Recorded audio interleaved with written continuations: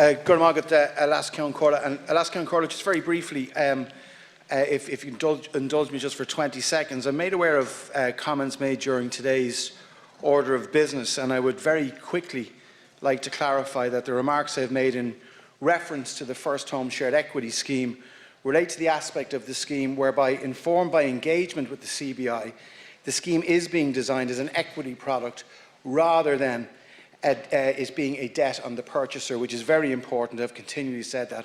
I've consistently made that point in response to opposition claims that the shared equity scheme is a debt-based. It's not, it's an equity scheme.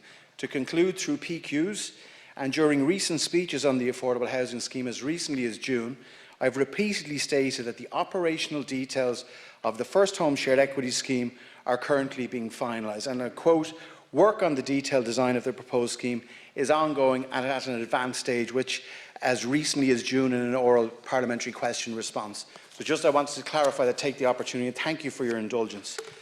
If I could, Alaska Corla and deputies, today I present the Maritime Area Planning Bill before the Dáil, which was initiated in August of this year. Alaska Corla, this bill is the most significant legislative reform of maritime governance since the foundation of the state. It seeks to establish a coherent and comprehensive marine planning system to manage development and other activities in Ireland's seas, one of the largest maritime areas in the European Union and 7 times larger than our own land mass.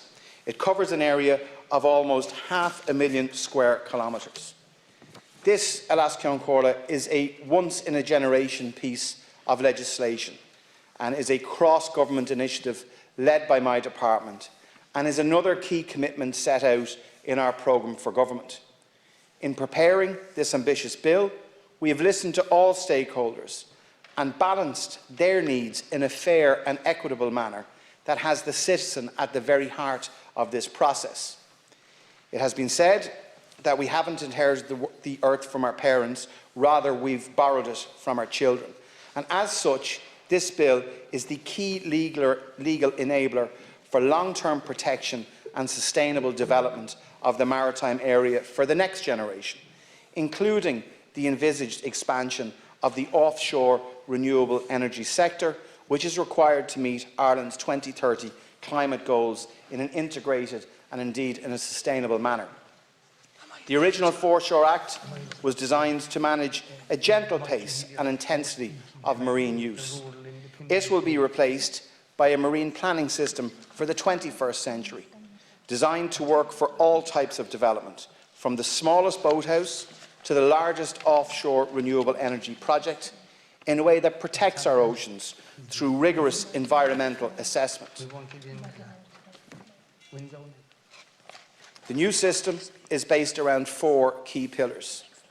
It's inclusive forward planning through the National Marine Planning Framework with comprehensive subnational planning.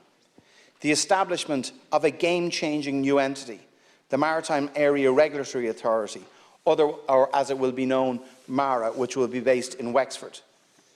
Development management through a structured sequential consenting system and robust provisions for investigation, enforcement action and penalties.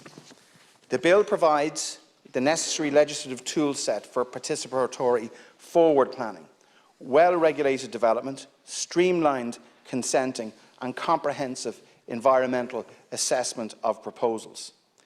The bill is a part, indeed, of a wider package of ongoing marine reform, which includes the state's first marine spatial plan, called the National Marine Planning Framework, which I established in June of this year, is the existing plan in our plan-led approach. The Maritime Jurisdiction Act 2021, that confirms the extent of our maritime area.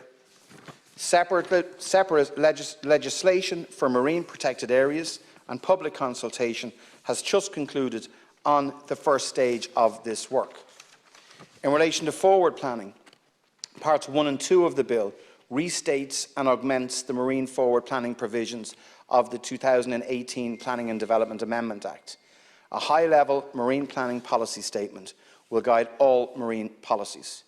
Designated maritime area plans will provide for comprehensive subnational planning.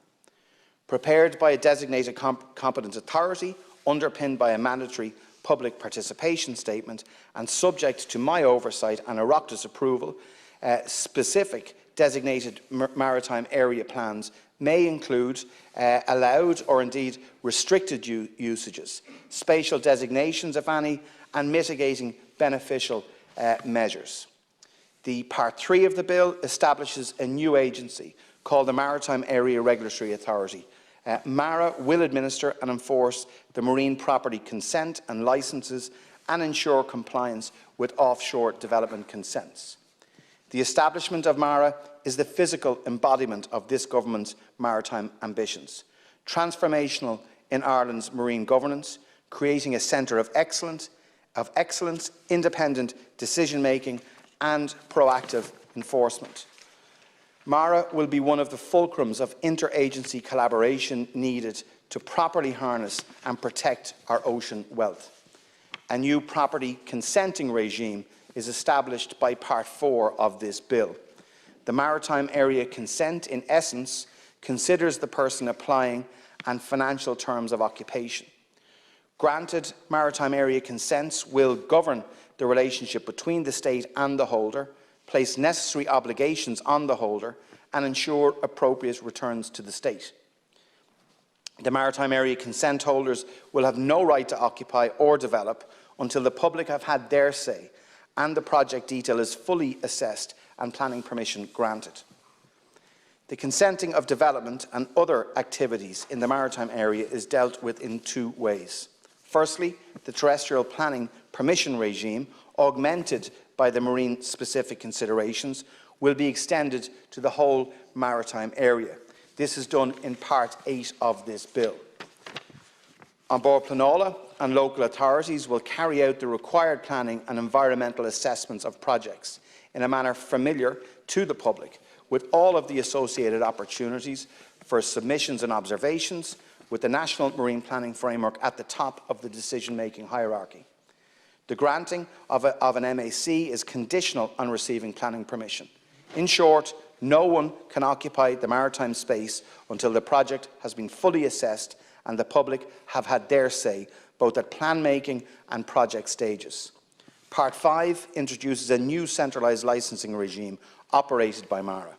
This regime will ensure proportional, time-bound and joined-up consideration of activities ranging from the harvesting of seaweed to the pre-development survey works without clogging up the already pressurised planning permission system. With regard to enforcement, the seas are a precious resource and we will ensure that they are adequately protected from those who would do them harm. Part 6 of this bill provides MARA with strong powers of investigation, enforcement, prosecution and collaboration with other state bodies that manage our seas and will be a real force for the state into the future. Ceann Comhairle, this bill ensures that the MARA and local authorities have teeth when it comes to enforcement in the maritime area. The enforcement provisions set out in this bill are our first line of defence in that regard. There is a lot to this piece of legislation. A lot of it's new, and we haven't shied away from developing fresh concepts as well as including ways of doing things that have worked well on land. We've informed ourselves of things that work successfully in other jurisdictions, and we've been guided by input from across government. On that note, I particularly want to thank the Joint Oireachtas Committee, chaired by Deputy Stephen Matthews, and all of its members for the pre-legislative scrutiny report it produced. I'm pleased to report that the majority of the recommendations put forward by the committee have been reflected in this text. I do in particular, at Ceann Comhairle, want to thank our officials who've worked extremely hard and diligently, not just over the last 12 months, but for a number of years in relation to this very important piece of legislation. The government is determined, and I am determined, that we strike the right balance between the three sometimes competing pillars of sustainable development: protecting the health of our ocean, which is crucially important, enhancing our social engagement with the sea, and developing a thriving maritime economy. I believe that these pillars can coexist through proper, conscientious, long-term planning, working in tandem with robust, fair and transparent consenting regimes. That belief is reflected in this legislation. In conclusion, Alas Ceann Comhairle, I do look forward to our debate on the bill's provisions. I will seek to respond to any specific questions and will engage further at committee stage. I commend this bill to the House.